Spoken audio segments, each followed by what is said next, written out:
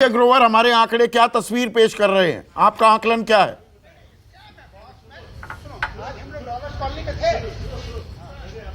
देखिए संदीप, जिस तरह से ये जो डेटा आया है साफ तौर से दर्शाता है कि लोगों ने काफी हद तक सोच समझकर बैलेंस्ड माइंड से वोटिंग किया है, क्योंकि जो 40% करप्शन का मुद्दा जो अगर हाईलाइट बना है तो ऐसा लग रहा है कि बीजेपी को कुछ इसका असर जरूर होता दिख रहा है। लेकिन यहाँ पे एक चीज जो 26% का जो आपका आंकड़ा है, जहाँ कैंडिडेट को देखा गया है, लगता है कि बीजेपी ने भांप लिया था कि candidate is going to be crucial.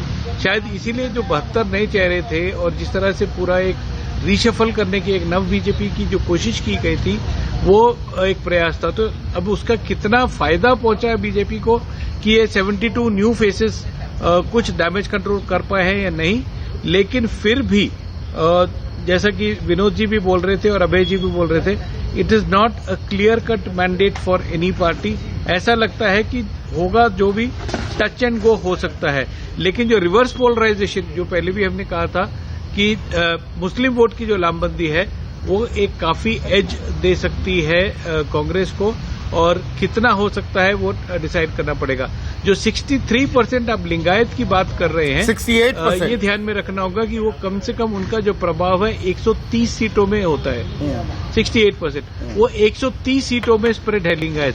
जबकि वोकलिगर्स जो है उनकी अगर डोमिनेंस देखी जाए तो देर मोर और लेस साउथ मैसूर में 51-52 सीट्स में ही पॉपुलेशन जो है सीमित है। तो हालांकि कुमार स्वामी के लिए मुश्किलें जरूर खड़ी, बहुत मुश्किल दिख रहा है, खास करके हासन। नहीं, ये जो आंकड़े हैं जो अलग अलग समुदायों ने वोट डाले हैं, जेडीएस को वोकालिगा में तो समर्थन मिलता दिख रहा है विजय, और मुसलमानों में भी 17%, बाकी तो ऑलमोस्ट सिंगल फिगर्स में आ रहे हैं। तो क्या ये मतलब अस्तित्व का खतरा साफ साफ मंडराता दिख रहा है जेडीएस पर? जी बिल्कुल संदीप, मैं वही कहना चाह रहा था कि 51 सीटें सिर्फ ऐसी हैं कर्नाटक में जहां पे कि वोकलिगा समाज के प्रेजेंस है।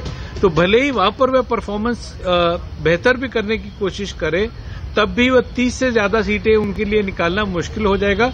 और अगर ये सीटें 30 से कम आती हैं तो शायद जेडीएस के लिए एक बहुत बड़े खतरे की घंटी है कि वह अपना पॉलिटिकल फ्यूचर किस तरह से सुधारेगी। आपने जो पार्टियों की, एक मिनट सुकेश, पार्टियों की उम्मीदवारों की जो बात की, इस चुनाव में हमने ये भी पाया कि 47 नेता वो बीजेपी को छोड़ते हुए दिखाई दिए। उनमें उनके मुख्यमंत्री, उप मुख्यमंत्री वो भी शामिल थे। जो बीमारी कांग्रेस को ग्रस्त किए हुए थी बहुत सालों से, वो बीजेपी में एंट्री करती हुई दिखाई दी है। तो ये अंतरकलह, भीतरघात, विद्रोह, विरोध, जो भी शब्द आप इस्तेमाल करें, उसमें आम मतदाता का पार्टी और उम्मीदवार के हिसाब से अपना वोट डालना 26% लोगों ने उस पर मन बनाया। ये कैसे प्ले आउट हुआ है?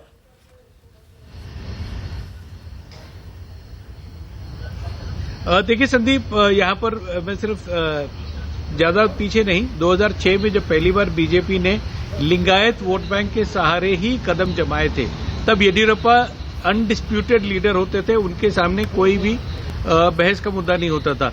2006, 2008, 13 और 18 के बाद अब जब 2023 में हम ये चुनाव देख रहे हैं, तो जो डोमिनेंस होती थी येदियुरप्पा की और लिंगायत समाज की, वह कहीं न कहीं वो ढीली पड़ती नजर आ रही है। और आप देखिए कि जिन जिन नेताओं ने पार्टी छोड़ी, चाहे वह जगदीश शेट्टार हो या लक्ष्मण सावदी हो या कई अन्य नेता हैं जिन्होंने की पार्टी छोड़ी या बगावत की तरह उसको किया है, तो वे ऐसे नेता हैं जब उन्होंने अपना राजनीतिक करियर स्टार्ट किया तो तब शायद मोदी और अमित शाह कर्नाटक की राजनीति में उनका कोई रोल ही नहीं होता था।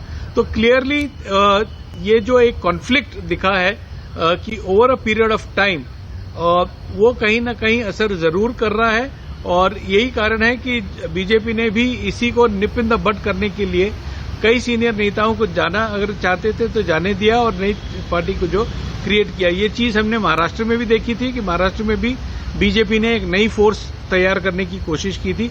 वो प्रयास वो अब कर्नाटक में भी कर रही है कि भले इस चुनाव में कुछ नुकसान जरूर होगा, लेकिन फ्यूचर के लिए बीजेपी एक ऐसी टीम खड़ा करनी चाहेगी जो कि दिल्ली से कंट्रोल्ड हो और दिल्ली उन पर राज कर सके। अभय कुछ जोड़ना चाह रहे थे आप। मैं जो आपने आंकड़े दिखाए, एक उसका बहुत अच्छी रीडिंग विनोद जी ने पेश की कि जनता दल सेकुलर है, वो खतरे में है उन आंकड़ों से। दूसरी रीडिंग मैं ये पेश करता हूं कि ये आंकड़े बताते हैं कि कोई मुस्लिम कंसोलिडेशन के, मुस्लिम ध्रुवीकरण के मुकाबले कोई हिंदू ध्रुवीकरण इन आंकड़ों में नहीं दिखता। केवल लिंगायतों का बीजेपी के पक्ष में 68% वोट दिखाई पड़ रहा है, लेकिन बाकी सब तो भी तो हिंदू ही हैं। वोकलेगा भी हिंदू हैं, शेड्यूल कास्ट भी हिंदू हैं, कुरबा भी हिंदू हैं, सब, हाँ, सारे लोग हिंदू हैं।